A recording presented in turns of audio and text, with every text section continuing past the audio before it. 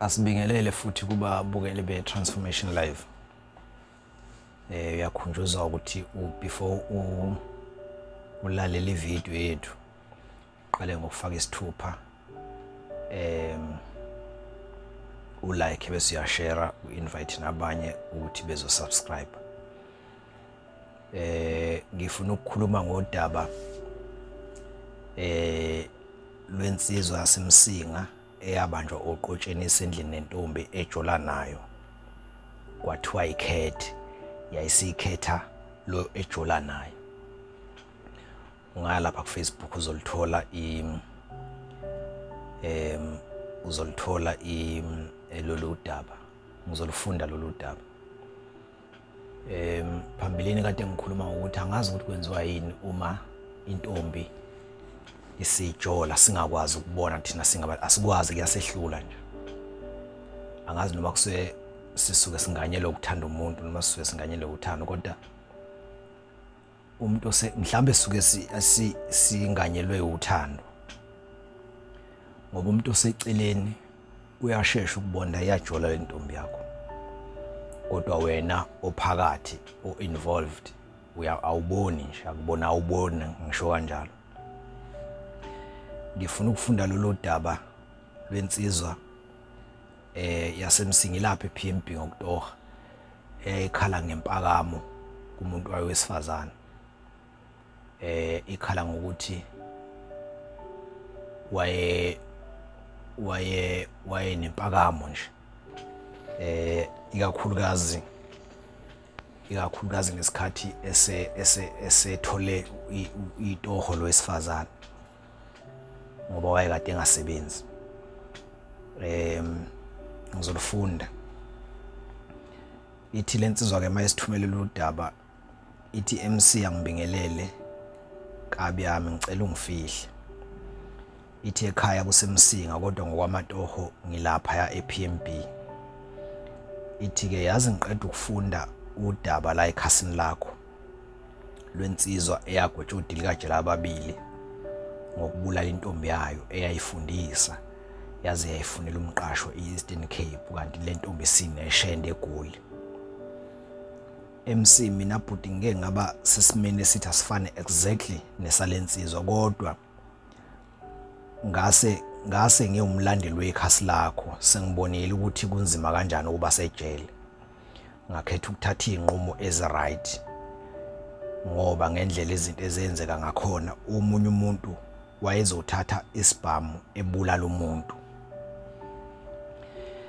Ithi ke lensizwa kusho ukuthi MC ngo2022 ngathola intombi kwakuFebruary. Inde le ndaba kodwa ngizozama ukuba mfishane.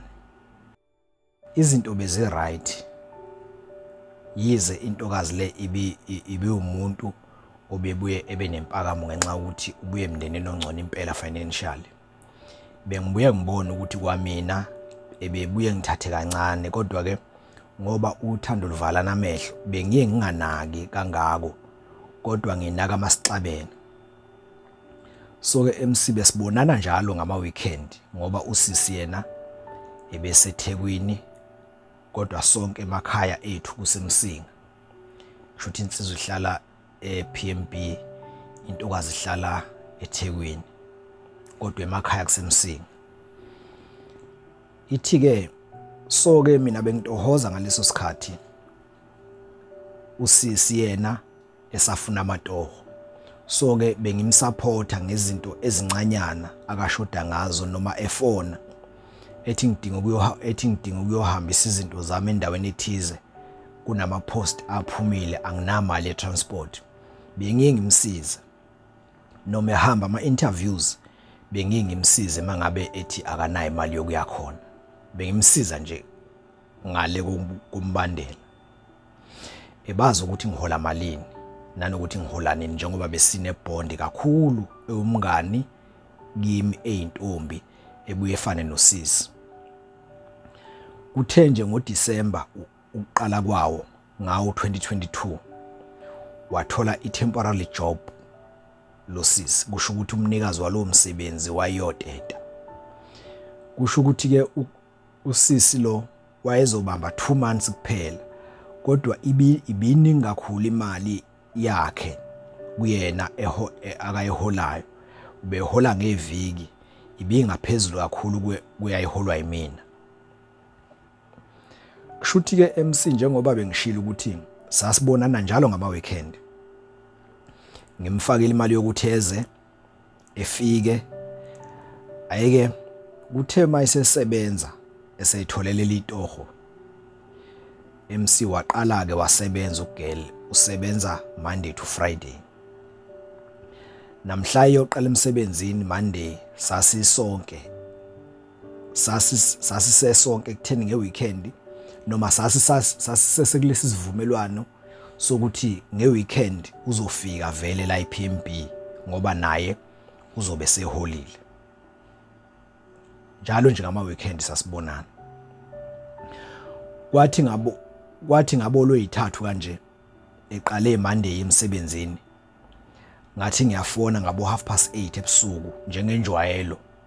Wathi lo sisi sekumele sikhulume kancane manje ngoba kunabantu azana nabo okufanele abaphendule ku WhatsApp.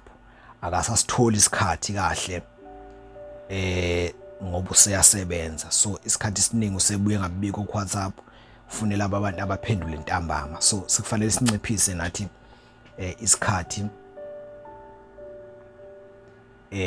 sekumele sinciphise nathi isikhathi esizokhuluma esisikhulumayo ngoba useyasebenza. Wathi kunabantu afune ba-attend nakuma calls kanjalo. MC ngezwe ngathi ngikhuphuka intaba, ngakhushukela ushukela ngajuluka. Ngabekezela ngayidlulisa leyo ndaba. Kwathi Friday ntambama ngathi ngikhulume ukuthi kusasa okusho ngomgqibelo. Ngathi ngikhulume ukuthi kusasa ke siyabonana. Wathi usisi lo cha akezi because akaholile, so akanayo imali yokugibela. Ngathi mina akakhululeke ngizomfakele ukuthi eze njengenjwayelo. Wathi cha ucela ukuthi eze next week eseholile. Nami ke ngivume, kodwa ngivuma nje ngiyabona ukuthi la asibonisani kodwa ngiyatshelwa. Ngomgqibelo ekseni ngimfonele sixoxe. Ngithi ngicela kumfonela ngevideo call. Wathi akana data.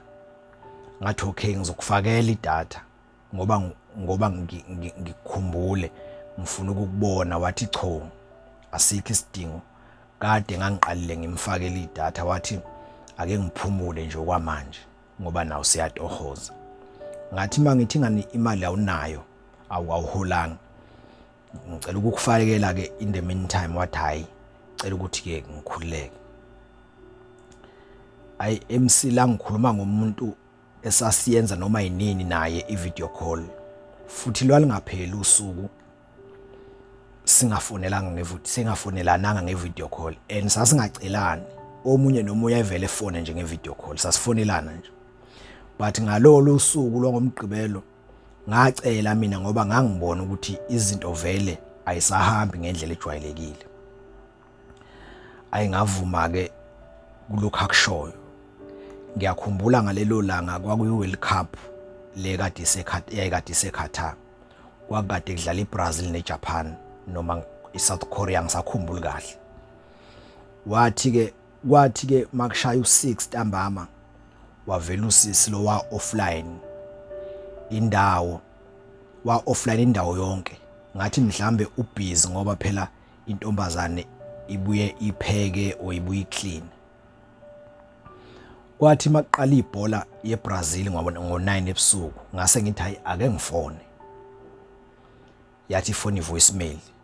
For the first time MC since February saqala ukuthandana.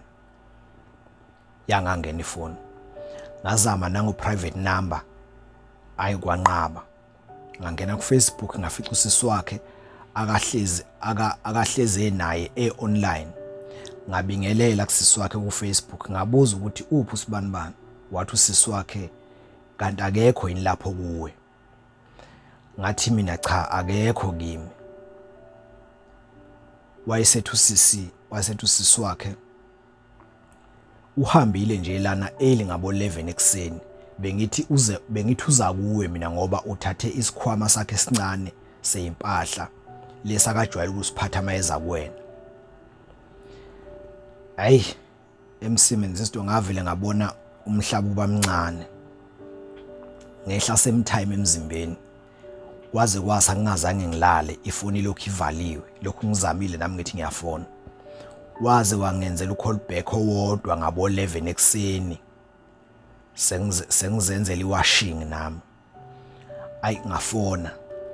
Ngathi ngiyamthethisa ngenxa yokuphatheka kabi nami ngiphatheka kabi ngokuthi angimtholanga ubusuku bonke.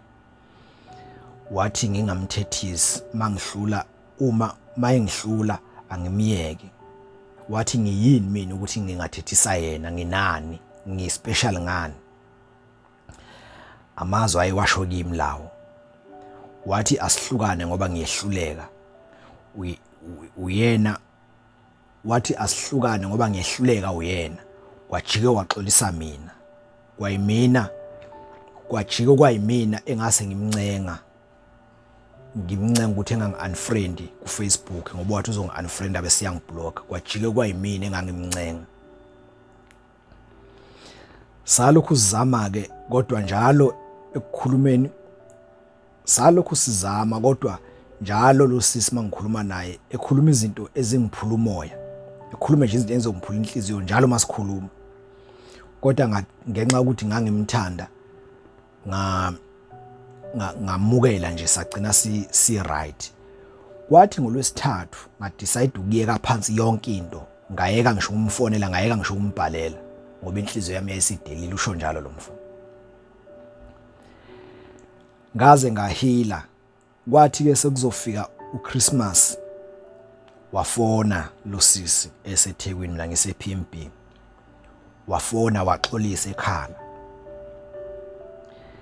Ngiyasola MC ukuthi base belichuthile ijuba phambili ngoba lesi yasililo ayesikhala sakhe ngangesiqala nqa.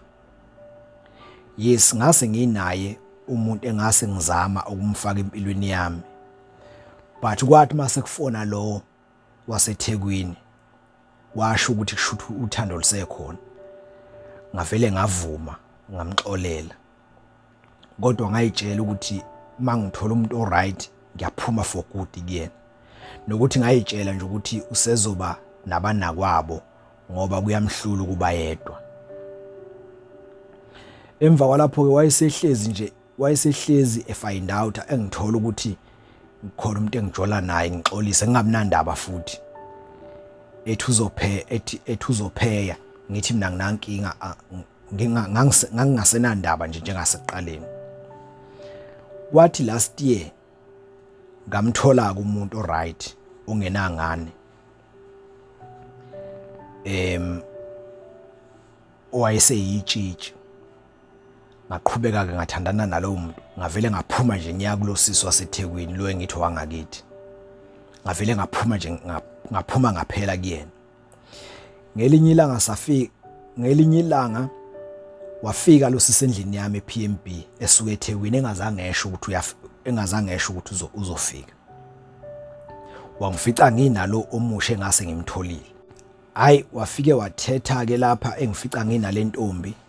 Wathetha saxabana kwaze kwafika la khona akathi angikhethe phakathi wathi angikhethe phakathi kwakhe nale ntombi entsha.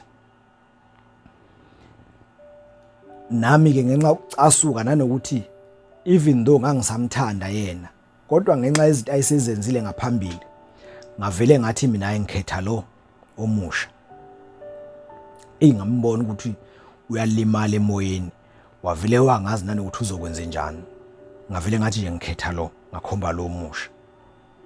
Kwaba buhlungu kakhulu enhlizweni yakhe. Abantu ke bakubo nabangakithi eMsinga abasaziyo bayitshela ukuthi mina engahlukumeza ingane ngoba ayibatshela isitoli sonke. Abanye bangibiza ngenja enanginandaba angeke ngize ngimoshe isithunzi sakhe. Mina ngiveze ngeke ngimoshe isithunzi sakhe, mina ngiveze indaba zakhe. Kuhle nje abantu behlale neinformation wrong mina ukuthi ngahlukana naye akusho ukuthi angimoshe igama lakhe. Abaqhubeke bona bebona ingelosi kuyena mabebona yena, mina ngeright, mina ngeke ngisho lutho. MC kusho ukuthi ngesikhathi esifica nentombi endlini losisi washisa impahla zami zonke, wamosha nje endlini yami, wathela umbhede ngamanzi, wabulala nama TV, kodwa azange ngicabanga ukumbeka isandla ngoba ngiyawazi umthetho wakuleli izwe ukuthi usebenza kanjani. Engizama ukukusho lana MC nabalandeli bakho ukuthi abafowethu abasazozithola sebesesimeni noma abakusona njengamanje lesi simo sokubhayiziswa umathandana babo, ngifisa abazi ukuthi impilo iyaqhubeka, konke kuyedlula, ungaze uthathe inqumo wrong. Bese ke kulomfowethu obhala indaba ngaye kanye nabanye abagcina bethatha ama decision wrong, angibasoli futhi mina ngoba indlela esidinwa ngayo ayifani, futhi nesimo sethu sokucabanga masidiniwe asisoze safana. Iphela la le ndaba. Uma ubuka kunento ejwayele ukwenziwa ngabantu besilisa mayekade ethandana nentombi, athandana nentombi ayithanda ebese iyamphoxa. Intombazane ke mingasakuthandi nje iyakhombisa ayisakufuni, futhi ikakhulukazi mase kukhona umuntu osekhona, khona amanye ahlulekayo ukuveza ithi nithandana kodwa ikhombisa ukuthi ngade kwasangikhuluma ngalezi zinto, kuthi noma nithandana kodwa ikhombisa ukuthi ayisakufuni. Kwesinye isikhathi noma uyithinta kube ngathi uyishayile, uyithinta nje. So in most of the cases amantombazana ayiqaphele nawo le, in most of the cases uma umuntu wesilisa uke wamona wayisikhashana naphinde nahlala phansi nayixolisa, indaba yalunga, ayabaningi basuke bengabuyile ngazi ngeenyawo zombili kuleyo relationship lesuke seniqala kasabusha. Ayibasuke bengabuyile ngeenyawo zombili, basuke bengaphuma noma yinini. Angazi ukuthi yenzeka kanjani lento, ikakhulukazi umuntu mawawumthanda wesifazane ekone kakhulu, mhlawumbe azajole yazazale ngisho ingane, kodwa mayesebuye sethi uyaxolisa, ayi khona into evele nje ithi ngixolele, bese vele uyamxolela. Kodwa besusho ngenhliziyo ukuthi hayi sengimxolele yena, kodwa one slinyana day ngizophuma la. Thank you.